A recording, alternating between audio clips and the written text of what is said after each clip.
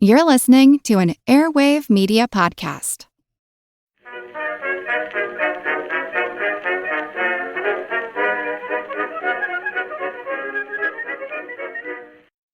Hello everyone and welcome to History of the Second World War, episode 268, The War at Sea, 1941, Part 6, Aces Down. This week, a big thank you goes out to all the listeners who have decided to support the podcast by becoming members. Members get access to ad-free versions of all of the podcast episodes, plus special member-only episodes roughly once a month. Head on over to historyofthesecondworldwar.com/members to find out more. The Battle of the Atlantic would be the longest battle of the Second World War, although that seems like a bit of a cheat since it did not behave like a traditional battle at all. The term was a publicity idea from Churchill, and it hides the fact that the Battle of the Atlantic was actually made up of countless small independent actions. Looking back on it now, the frustrating part of those actions is that for some, we understand them down to an exacting level of detail. Every moment, every decision, every action. But for others, all we have is guesses and conjecture. While this is true for all of the war, due to the death and destruction that, wars make inevitable, modern wars make the missing pieces of information stand out in some ways, due to the richness of most of the information we have available to us. U-boats are often an example of where we have information gaps because frequently when a U-boat was sunk, there were no German witnesses that survived. The British might have some information, but they were trying to keep that information secret during the war. And so often on the German side, U-boats simply did not return, and that was all that was known. In some cases, the gaps in information can be filled in mostly by historians. In other cases, we have at best vague information from British convoy escorts about the attacks they executed and their estimated outcome. Germany would lose 3 of its most successful U-boat captains over a period of just 2 weeks in March 1941, and their losses would fall all along this spectrum. One of those would be lost with almost no known information. One would be lost with solid information on when and where, and the third would be captured, which allowed us to know his story in precise detail. The loss of the 3 U-boats was bad enough, but the captains had specifically been presented as heroes back in Germany. They had participated in publicity tours, they'd received medals, which made their losses even more acutely felt back on the home front. The loss of the early war aces would be one of the reasons that 1941 is kind of a hinge point for the U-boat war, coming between the first happy time of the first year of the war and before the second happy time after the American entry. Sometimes, when discussing the U-boat war, we talk a lot about the Germans, but we don't talk a lot about the British. And the challenges experienced by the U-boats in 1941 were at least partially caused by the hard work and dedication of the British. One of the decisions that was made was back before the war, when the first of a new class of corvettes was ordered. These new corvettes were designed to fill a major hole in the Royal Navy's ability to escort convoys, as they simply did not have enough small ships that were suitable for escort duty. Destroyers were the preferred escort, but they were relatively expensive and they took a decent amount of time to build. But more importantly, destroyers were multi-purpose military vessels that were desperately needed for a whole list of different tasks. Convoy escort would be just one of them, and therefore a dedicated escort class of ships was designed. These ships, a class of corvettes that would become known as the Flower class, were small ships dedicated specifically to convoy escort, and specifically the anti-submarine work required for escorting those convoys. They were given names designed to strike fear into the heart of the enemy: Bluebell, Honeysuckle, Jasmine, and of course the fearsome Buttercup. They were slow, at just 16 knots or 30 kilometers per hour. They were small, about 200 feet or 61 meters in length, and their displacement was just 950 tons. And at the start, they were armed strictly for fighting against U-boats. They had a single 4-inch deck gun, 40 depth charges, but more importantly, they were equipped with ASDIC, better known as sonar. But all of these things also made them very cheap and very quick to build. Speed of construction was considered an important aspect of the design, especially due to the fact that the first ones would not start construction until the spring and summer of 1939, when it was already clear that the risk of war was growing almost by the day. Almost 300 of these Flower-class corvettes would eventually be built, most of them by shipyards that had built small merchant ships before the war. The speed and ease of construction meant that the first ones would be delivered in early 1940, and their construction in both British and Canadian shipyards would accelerate during 1941.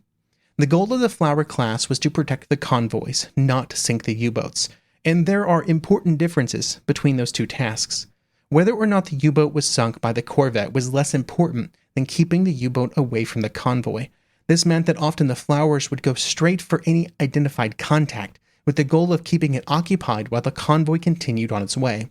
Then once the convoy had moved on, the Flower would simply leave the U-boat where it was and chase off after the convoy.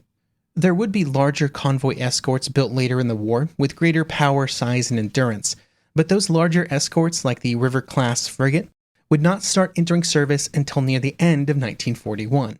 The Flowers, or other convoy escorts, were there for the early war period, the period we're discussing in these episodes. The Flowers, or other convoy escorts, were not the only actions taken by the British during the early war years to combat the U-boats. There was a whole list of other actions as well, particularly around convoys, convoy structure, and convoy routes. The convoys in the western approaches, the most critical area during the early war period, were controlled by the Royal Navy from the Western Approaches Command. During 1941, this command was located in Liverpool. The command controlled not just the convoys, but also the escorts, which was important because during most of the war, convoys were not always escorted by anti-submarine escorts. There were not enough of them to bridge the entire Atlantic, and so instead, early war convoys would only meet up with their escorts as they moved east towards British ports. The exact area that they met up was changed over time as German U-boat tactics shifted, but the general goal was to try and provide some amount of escort to all convoys as they moved through the areas of greatest danger. There were never enough escorts, though, and even though the escort organizers had access to all kinds of different escorts, and as many as could be found, they were often forced to quickly shuffle resources from one convoy to another. The problem for the Germans is that it was difficult to take advantage of this problem that the British were having because they were having their own problems with availability in early 1941. During the first weeks of March 1941, there were not very many U-boats in the Atlantic, with just 8 on station on March the 1st, and a few of those were rotating in and out of weather reporting duty. However, the U-boats that were actively hunting included 2 of the brightest stars of the early U-boat war, Otto Kretschmer and Günther Prien. Prien, in his boat U-47, would find an outbound convoy on March 6th, and he would radio the contact to report in. He turned on his beacon, and then he began to shadow the convoy. Prien and Kretschmer would meet on the surface, exchanging information and planning their attack, when they were spotted by the radar sets on 2 destroyers, Wolverine and Verity. The U-boat captains assumed they were safe because they were meeting ahead of the convoy on its expected routes, but the destroyers had been patrolling ahead along that same path. The destroyers moved in, and both the U-47 and the U-99 would crash dive to try and escape. Prien's U-boat would receive most of the attention. As soon as U-47 went underwater, there are real limits to what we know of the last hours of its actions and the lives of Prien and his crew. The British destroyers would launch many depth charges. Kretschmer, who was stuck in the area, would later report hearing 51 of them exploding. All that we really know is that Prien was never heard from again, with the first major moment of concern being when he did not report in with position and sinking reports, which the U-boats did on a schedule. Because of the limits of information on both ships, the British destroyers did not know what they were attacking. They were just sinking a nameless U-boat. There were also specific criteria that had to be met for destroyers to claim a U-boat kill, and those criteria were not met with the U-47. This meant that, as would so often happen during the U-boat war, the information came in slowly and from odd sources on both sides. Another U-boat attacking the same convoy, U-70, would be damaged, but would be able to surface, and some of its men would be able to evacuate. They were picked up, including their captain, who would report that Prien had been in the area of the convoy, and that he had not reported in at the expected time. Eventually, the 2 destroyers were awarded the U-47 kill based partially on this information, which was important not just because it was another U-boat, but specifically because it was the one commanded by Prien. After a period of uncertainty, it was soon clear to the Germans as well that U-47 had been lost, although they did not publicly announce Prien's death until May 24th. Again, he was a very popular person and very well known, and so they only announced his death after some other disasters had occurred. While we know very little about what happened to U-47 and Prien, we know every detail about some of the disasters that occurred for the German U-boat fleet over the following weeks. It would begin just a few days after Prien went missing, when on March 11th, the captain of the new U-110, Fritz Julius Lempt, would radio in a contact report. He had spotted convoy Halifax 112, made up of 41 merchant ships on their way to Britain. He would continue to broadcast the position of the convoy while other U-boats closed in, including Kretschmer in U-99 and Joachim Schepke in U-100. Schepke had the second highest tonnage number behind only Kretschmer, which meant that the two most successful U-boat aces of the war up to this point were all closing in on one convoy. Other U-boats would also close in, including U-37 and U-74, but they were faced with 5 destroyers and 2 corvettes that were protecting the convoy, and so they did not get too involved. Kretschmer would move into attack at around 10 p.m., using his favorite style of attack, which was to steam at maximum speed straight into the middle of the convoy while on the surface. There he fired 8 torpedoes as quickly as possible, which would hit 6 different ships, all of which he believed had sunk. He believed that this would add 59,000 tons to his total sunk throughout the war, and it would have made it almost certainly, the most impactful single salvo of U-boat torpedoes during the Merchant War. However, he had overestimated things a bit, and in fact just 5 of the ships eventually sank for a total of 34,500 tons. Given the general overestimation in these types of situations, actually that's a pretty decent estimate of the effectiveness of his torpedoes. He wouldn't have too much time to just hang out though, and he began to start working his way out of the convoy, mostly staying on the surface and hiding in the smoke from the burning tankers. After Kretschmer's attack, some of the other U-boats tried to join in, but were driven away by those destroyers. This included Schepke in U-100, which was spotted on sonar by a British destroyer that proceeded to drop 29 depth charges in rapid succession on the U-100.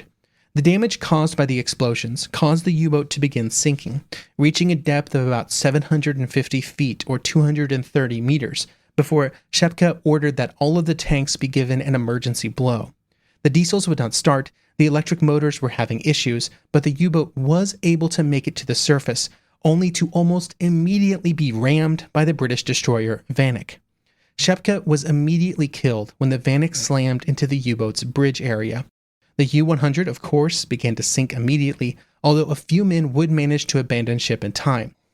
They were following Schepke's last orders to abandon ship just before he'd been killed. We only know all of the information about what happened in the U-100 due to the information gained from the survivors that were fished out of the water by the Vanek. They would not be the last U-boat crew brought out of the water during the engagement. This is because, after his attack, Kretschmer was still trying to make his way out of the convoy. However, while the destroyer HMS Walker was circling the area around the Vanek to protect it during its rescue of the German submariners, the sonar on the Walker picked up a contact. It immediately moved into the attack, with the Walker closing in at maximum speed and dropping 6 depth charges on the U-99. The explosions would happen almost directly under the U-boat, tossing it wildly in the water, with flooding starting almost immediately. It would also slip briefly below 700 feet or 210 meters, which was getting very close to what was believed to be the crush depth of the submarines. Kretschmer ordered all the tanks to be blown to try and get to the surface. The Vanek, which had joined in the hunt, found the U-99 with a searchlight immediately after it hit the surface, and the guns on both the Walker and the Vanek started firing. Kretschmer would send one final signal via radio after giving orders to abandon ship, with the message reading 2 destroyers, depth charges, 53,000 tons, capture, Kretschmer. End quote. Remarkably, none of the shells from the British destroyers actually hit the submarine, while the signal light from the U-boat started sending the message, "We are sinking," towards the Walker. The destroyer closed in, and a somewhat orderly rescue began, with the British throwing scramble nets over the side and 40 men making it out of the U-boat. Only an engineer and 2 enlisted men did not make it onto the British destroyer. Kretschmer's final message would eventually make its way back to Germany, being relayed from the U-37 that was on its way back to Germany at this time. The loss of the 3 most successful U-boat aces up to that point in the war was a heavy blow to the German U-boat service.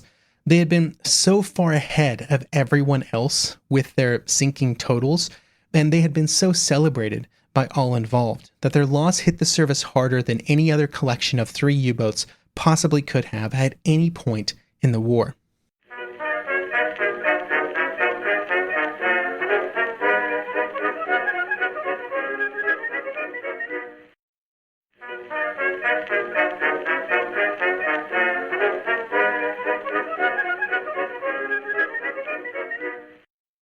The losses of early March were problematic because of the experienced captains that were lost, and because in total 5 U-boats would be lost in rapid succession, but almost more importantly, because of what it represented about the improving capabilities of British anti-submarine forces.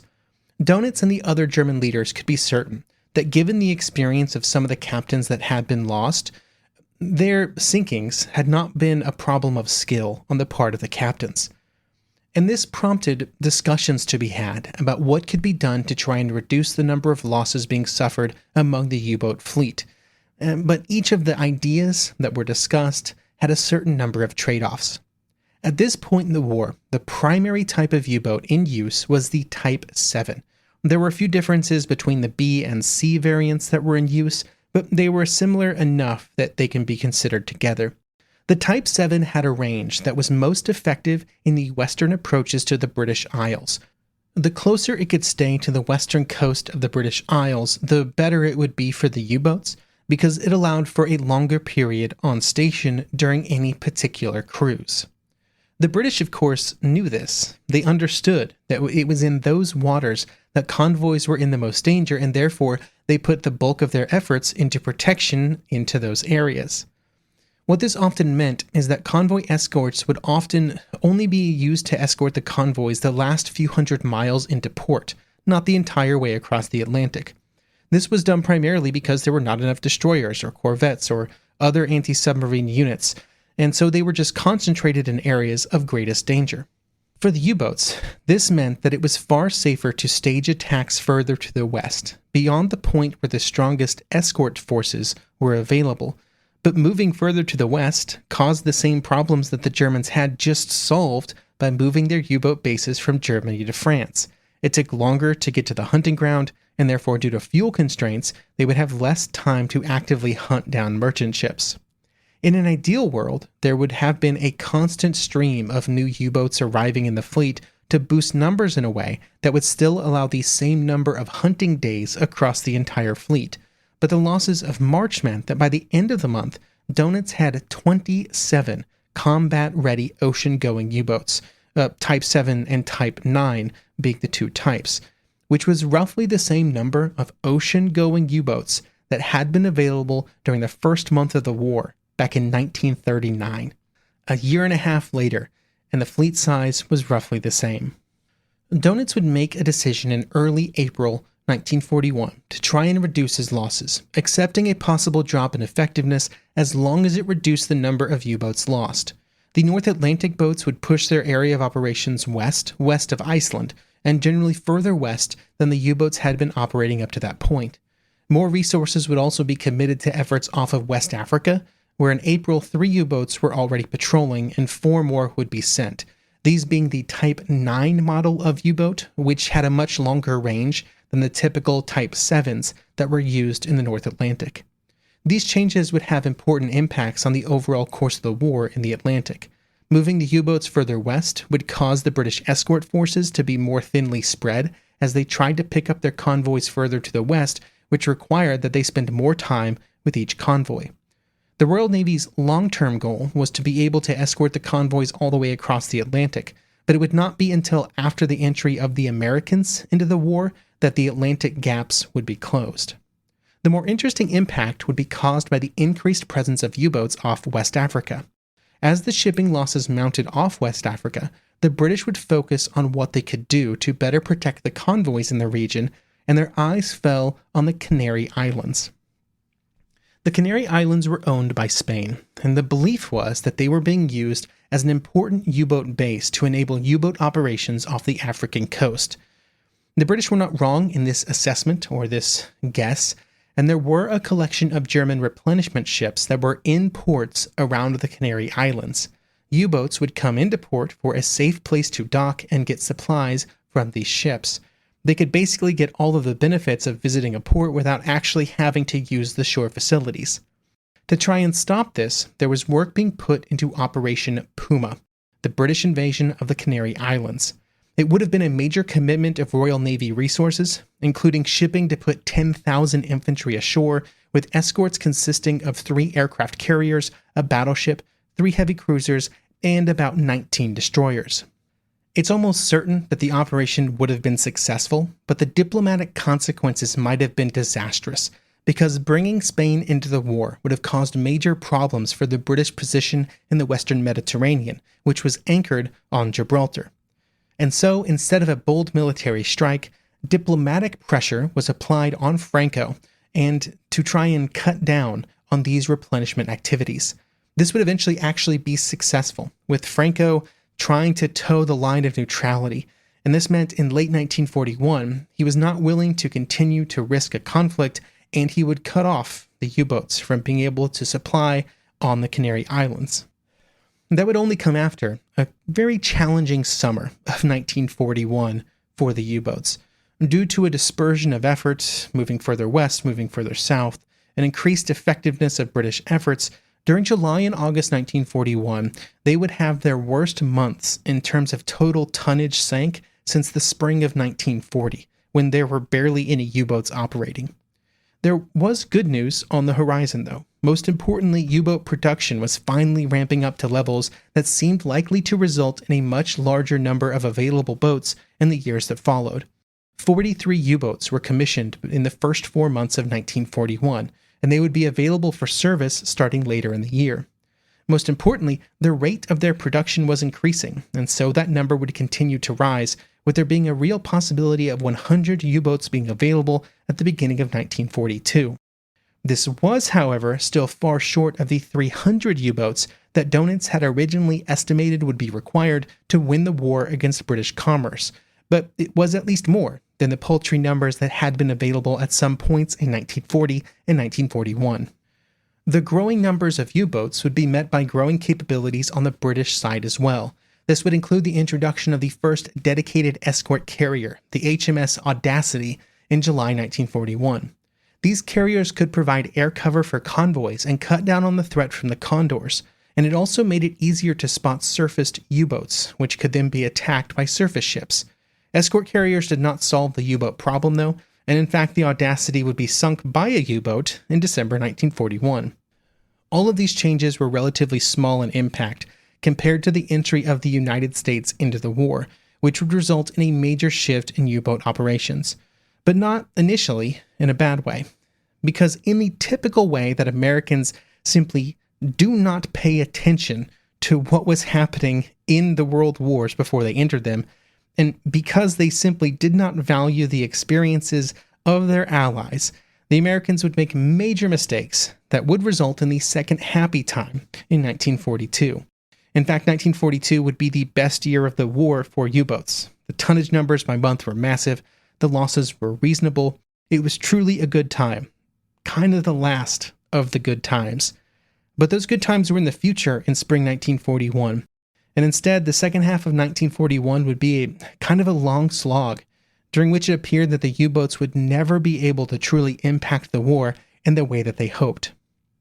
Speaking of not impacting the war the way they hoped, or the way that was planned, next episode begins our series on the sinking of the Bismarck. And boy, that ship's first wartime operation would not go at all according to plan.